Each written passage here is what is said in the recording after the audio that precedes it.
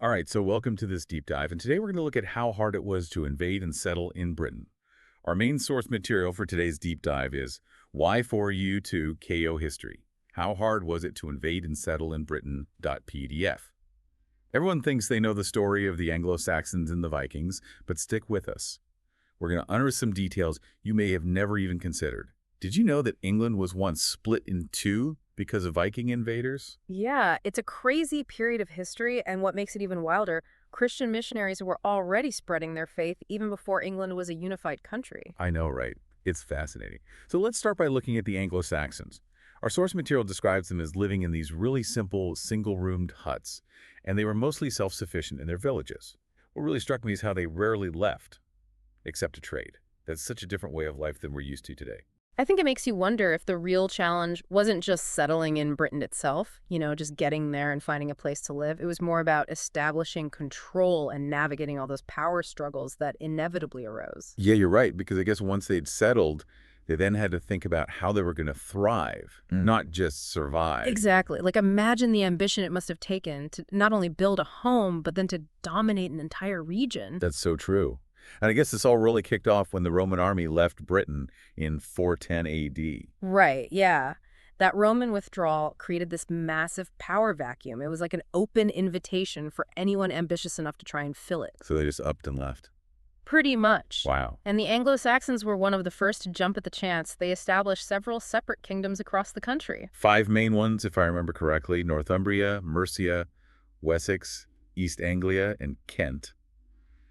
But just saying their names doesn't capture the drama, does it? I mean, I imagine these kingdoms were constantly at each other's throats. Pretty much, yeah. So picture this: shifting alliances, betrayals, and battles. Each kingdom was basically just jostling for dominance. And this didn't happen quickly. It took centuries for one kingdom, Wessex, to finally emerge as top dog, eventually leading to the unification of England under King Athelstan in 925 AD. Wow. Okay, so we've got the Anglo-Saxons all fighting amongst themselves. But here's something I found surprising. In the middle of all this chaos and power grabbing, we've got Christian missionaries actively spreading their faith throughout Britain. People like Columba, Aidan, and Augustine were making their mark long before England was unified. I know, it's fascinating, isn't it? Their work really is a testament to the power of belief, even when everything around you is in turmoil. I mean, imagine traveling through these warring kingdoms trying to convert people to a new faith. What challenges must they have faced? What strategies did they use? And perhaps even more importantly, how did their efforts contribute to the cultural landscape of that time? It really is mind-blowing when you think about it. For example, Augustine established a church in Canterbury, a city that still holds immense religious significance today. That's such a direct link back to the early days of Christian influence. It really is. But speaking of influence, we can't forget about the Vikings. Now, they really shook things up when they arrived.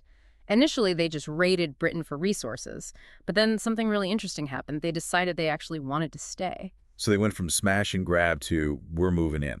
Why the sudden change of heart? Was it just about fertile land and resources, or was there more to it? I'd say it was likely a mix of both. The fertile land in Britain must have seemed like paradise compared to the harsh Scandinavian landscape. But I think there was also the lure of power. Don't forget, these were ambitious warriors, driven by a desire to carve out their own kingdoms. Okay, so they wanted a piece of the pie too. Which brings us to a pretty pivotal moment. The Battle of Edington in 878 AD. Alfred the Great, the King of Wessex, actually managed to defeat the Vikings. But instead of driving them out completely, he makes this remarkable compromise. He agrees to split England in two. Yep, that's right. The Vikings got Danelaw, mainly in the north and east, and Alfred kept hold of Wessex in the south. Just stop and think about that for a second. Can you imagine living in a country that was literally divided in two? Wow, it's hard to wrap my head around that. Two different cultures, two different sets of laws, two completely different ways of life, all coexisting within the same island. But splitting the country like that, wasn't that a risky move for Alfred? It definitely was. I mean, it could have backfired easily, leading to even more conflict and instability. But on the other hand, it was also a pragmatic decision. Alfred recognized that the Vikings were a force to be reckoned with, and he probably saw this compromise as a way to avoid further bloodshed and to secure some level of peace. And in the end, it was a gamble that paid off. It gave both sides a chance to regroup and consolidate their power, eventually paving the way for the unification of England under Athelstan. Alfred's grandson, a few decades later. Exactly. It's an incredible story of ambition, conflict, and ultimately adaptation. It really is. But it raises another question for me. What was it like for the everyday people living in Britain during this period? Imagine being a farmer, tending to your fields, and then suddenly Viking raiders appear on the horizon. How did people cope with that constant threat of violence and upheaval? That's a really good question. And I think it speaks to a bigger theme we see running throughout this period: resilience, whether it was the Anglo-Saxons establishing their kingdoms, or the missionaries spreading their faith, or the Vikings adapting to their new home. Resilience was absolutely key to their survival and success. It's incredible when you think about the strength and adaptability of those who lived through such tumultuous times. They faced challenges that we can hardly imagine, and yet they persevered, built communities, and ultimately shaped the course of history. And their stories are far from over. In the next part of our deep dive, we'll explore how the influences of the Vikings, Anglo-Saxons, and other groups merged and transformed, laying the foundations for the Britain we know today. When we left off, we had England literally split in two. Danelaw for the Vikings, Wessex for the Anglo-Saxons. It's got to have been a really bizarre time to be alive back then, don't you think? Oh, absolutely. And that division wasn't just about who controlled which piece of land. It really had a profound impact on the language, the laws, the culture of England. And, the ripples of that are still felt today. So how did they manage to coexist? Was it just constant warfare, or did they eventually find some common ground? It was probably a little bit of both, to be honest. I mean, there were undoubtedly ongoing conflicts and power struggles, but over time, there was also this gradual process of assimilation and cultural exchange. So they started to rub off on each other a bit. Exactly. I mean, think about it. These two very different cultures were forced to interact. They had to trade with each other and even So those historical romances about Viking warriors falling for Anglo-Saxon princesses, maybe they're not so far-fetched after all. Maybe not. And the evidence of this cultural fusion is all around us in modern Britain. Take place names, for example. Loads of towns and cities, especially in the north and east, they have names ending in by, Thorpe, or Thwaite. All Viking origin. I never even made that connection before. It's like these little linguistic clues are hidden in plain sight. Tiny echoes of those early settlements. Exactly. And it goes beyond just place names, too. Loads of everyday English words have Viking roots as well, like sky, skull, anger. This linguistic blend is a powerful testament to how deeply the Viking presence impacted Britain. So it wasn't just about battles and conquests. It was about this slow merging of cultures, languages, and ways of life. It's almost like a historical tapestry, with threads from different cultures all woven together to create something new and unique. That's a really nice way to put it. But this process of cultural fusion, it didn't end with the Vikings. The Norman conquest of 1066, that brought another wave of influence, introducing French language, law, and customs to the mix. Oh yeah, we can't forget about William the Conqueror and his victory at the Battle of Hastings. That was a major turning point for England, a real reset for English culture and society. It really was.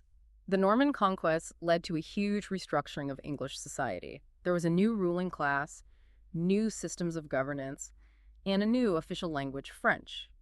Can you imagine how disorienting this must have been for the average person at the time? It's crazy to think about the sheer scale of change. And it all stemmed from the ability of these different groups to successfully invade and settle in Britain. What do you think was the secret to their success? Well, military might was obviously a factor. But as we've seen, it definitely wasn't the only ingredient. Adaptation and integration, those were crucial. Those who could adapt to the existing cultural landscape. Those who could build alliances and weave themselves into the social fabric, they were the ones who ultimately thrived. So it's a reminder that history isn't just a simple story of winners and losers.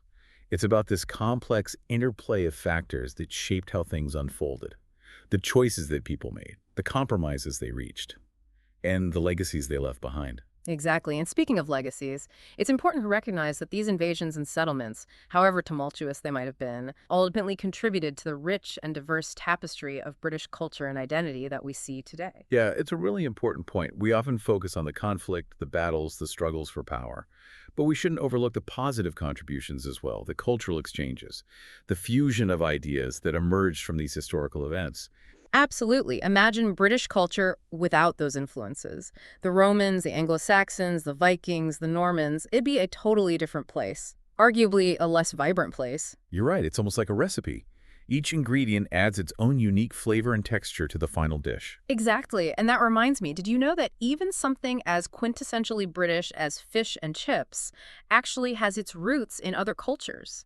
The concept of frying fish was likely introduced to Britain by Jewish immigrants from Portugal and Spain back in the 16th and 17th We're centuries. kidding? Nope. So there you have it. Even our national dish has this multicultural backstory. It just goes to show how cultures are constantly evolving, Yeah. borrowing and adapting from each other. Yeah. And Britain, with its long history of invasions and settlements, it's a perfect example of this cultural fusion. It challenges us to think about how those historical events, they still influence our lives today. From the language we speak, to the food we eat, to the very structure of our society. It's like you said before, a historical tapestry.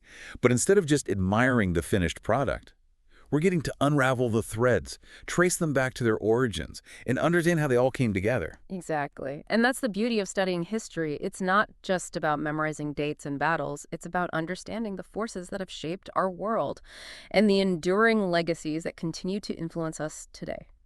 So where do we go from here? We've covered the invasions, the settlements, the cultural exchanges, even the food.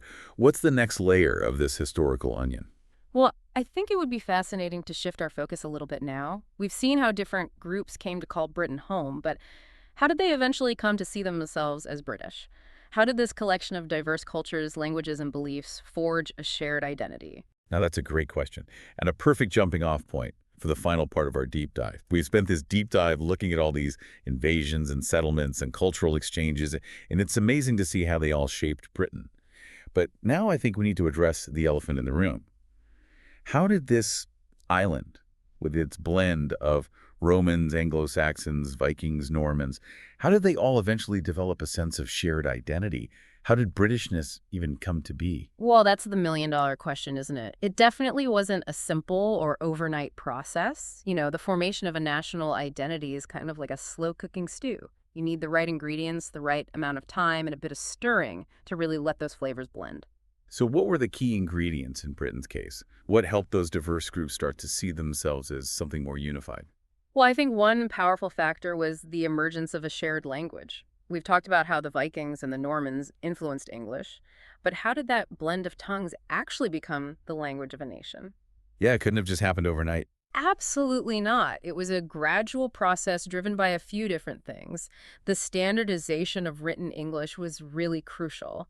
Just imagine trying to build a nation when everyone's spelling night 5 different ways. Yeah, good point. That would make communication a nightmare. So we got a common written language, but what else? Well, the rise of literacy and the spread of printed materials played a huge role. Think about it, as more and more people could read and write in English. It made communication easier, helped with trade, and fostered a sense of shared culture. Okay, so the language acted like a thread that helped weave those diverse cultural strands together. But I'm guessing it wasn't just words on a page. You're absolutely right. Shared experiences, especially in times of conflict or crisis, were also essential. As they say, nothing unites people like a common enemy. The threat of invasion from continental Europe often rallied the people of Britain together.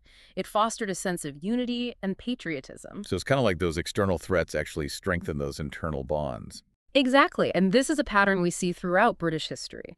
The Hundred Years' War against France, the Napoleonic Wars, the two World Wars.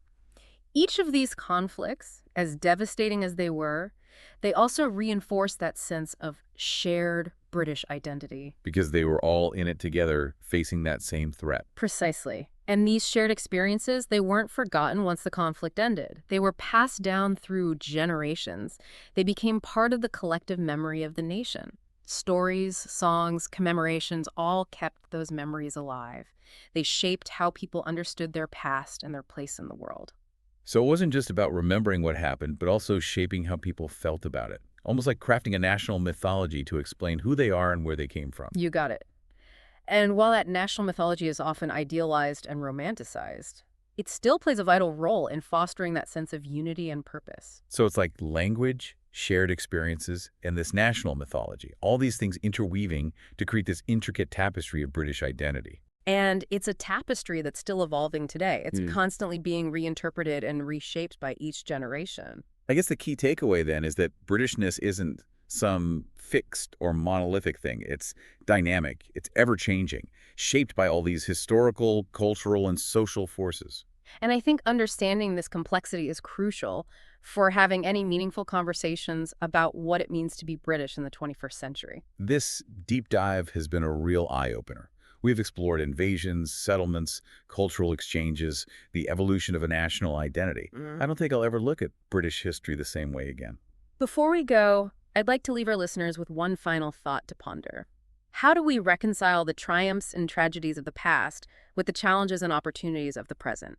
As we continue to shape that ever-evolving story of British identity. It's a really thought-provoking question, and it's a conversation that needs to continue. Thanks for joining us on this deep dive into British history. We'll see you next time.